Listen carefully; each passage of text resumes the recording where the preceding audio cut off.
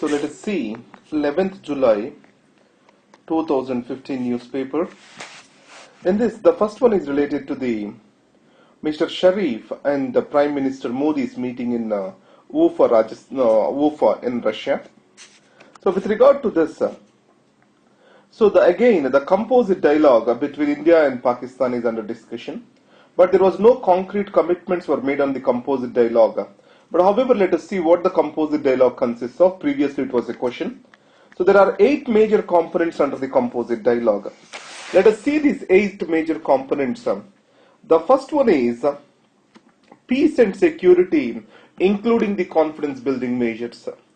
And next, promotion of friendly exchanges. The Siachen, Jammu and Kashmir, the Sar Creek project, the terrorism and drug trafficking, Ular Tulbul project, Ular Lake Tulbul project, Baglihar Dam, Kishan Ganga project, economic and commercial cooperation.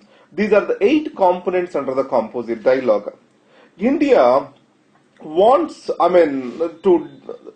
not to bring about Jammu and Kashmir or not to give an excessive emphasis on Jammu and Kashmir. And at the same time, Pakistan tries to underemphasize the terrorism and drug trafficking related issues with regard to these dialogues. Now, though it was started during A.B. Vajpayee and Parvez Musharraf during 2004, the foundation was laid during the I.K. Gujral, Indra Kumar Gujral era itself, between Indra Kumar Gujral and Nawaz Sharif. Finally, it came into existence in 2004. And now, with regard to our mains, tries to understand what exactly are these disputes are, where the existing negotiations stand today. That we need to understand. And next is with regard to this year meeting at Ufa in Russia. There are 5 steps are being taken. These 5 steps are to resume the stalled dialogue process between the India and Pakistan. So with regard to this, on terrorism and other related issues, the first thing is the National Security Advisors, Mr. Ajit Doval and Aziz, will start the discussions on the other side. And DG of Border Security Force and Pakistan Rangers and Director Generals of Military Operations on both the sides, they will resume the talks. On the other hand, the fishermen, both the sides are on humanitarian grounds, they are going to release the fishermen. And facilitating the religious tourism. Finally, with regard to Mumbai terrorist case, expediting the investigation process. In that, the Pakistan agreed to give the so-called as necessary information to verify the voice of Mr. Lakhvi. These are the positive steps which have occurred. So these are the 5-step process, but there is no clear commitment which is given when the composite dialogue process is going to be resumed. And the second thing is the composite dialogue process, which also has brought in a ceasefire agreement, to an extent is successful till date. But however, any untoward incident or any war of words between India and Pakistan is automatically leading to a knee-jerk reaction, and it is the victim is the composite dialogue process. So, for the problem of India and Pakistan, the long-term solution lies in this composite dialogue which has to be taken forward. And one more positive step is the Prime Minister Narendra Modi said he is going to visit the Pakistan during the SAARC meeting in 2016 in Islamabad. That is what Prime Minister Modi was talking about. Now, the Suhasini Haidar article, she tried to analyze this particular meeting. What are the 5 agreements which have come up? So only important thing is there is nothing new which has come up in these agreements. The biggest step is taking again or engaging with each other, the India and Pakistan. That's only the biggest step. On the other things, that is the engagement at the National Security Advisors level and also exchange of the fishermen, DG of Border Security Force and Pakistani Rangers, DGs of military operations. All these are ongoing continuous process. Nothing has been coming forward with regard to this meeting is concerned. But however, it has created new hopes with regard to the engagement in Pakistan. That is what this article talks about.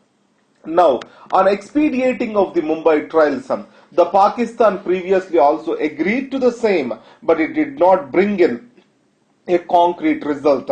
Added to that, Mr. Lakvi was released from the jails recently, and Pakistan tried to take the cover under its judicial process.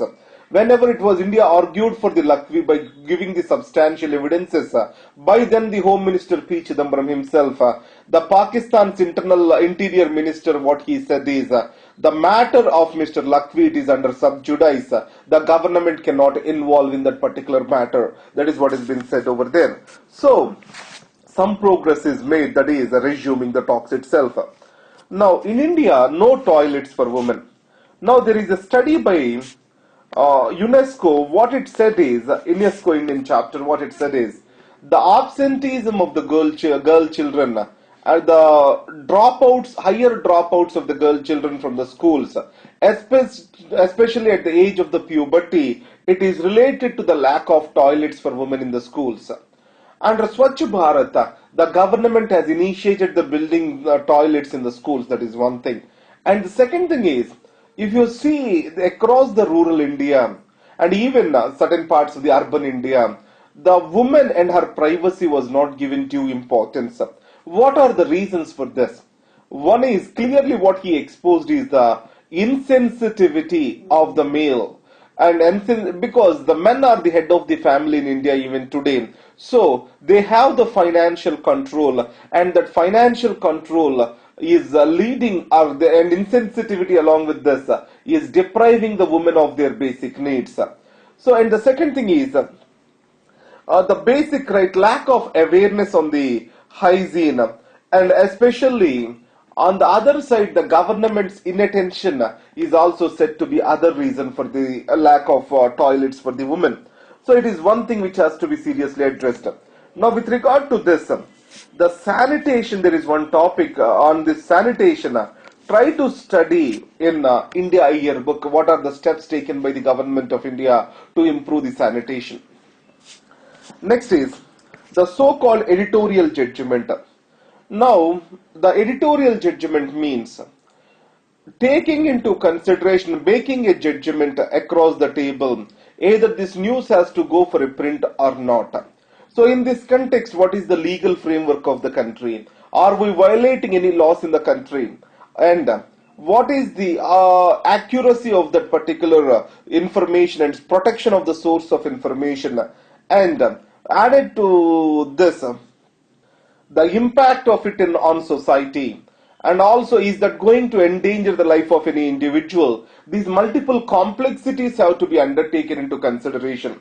So in this context here, a chart was exposed. This chart was jotted down by the Guardian newspaper's editor Rusberger. So what it says is, before the Snowden's article is published, what is the homework he did so that the news can go, the news can be covered without any problems in it. So that's what is the editorial judgment. So editorial judgment appears as one single decision which involves complex set of decisions within the process. That's what is the reader's editor talks about over here. And whistleblower protection, especially in the Vyapam scam, the weak whistleblower protection in India is really exposed for. Now, in India, though the Whistleblower Protection Act was enacted, but however, there is no anonymous complaints which can be undertaken. And the whistleblower, when he is exposed, then there are no proper protections which are being provided to the whistleblower. Now, in this case, Mr.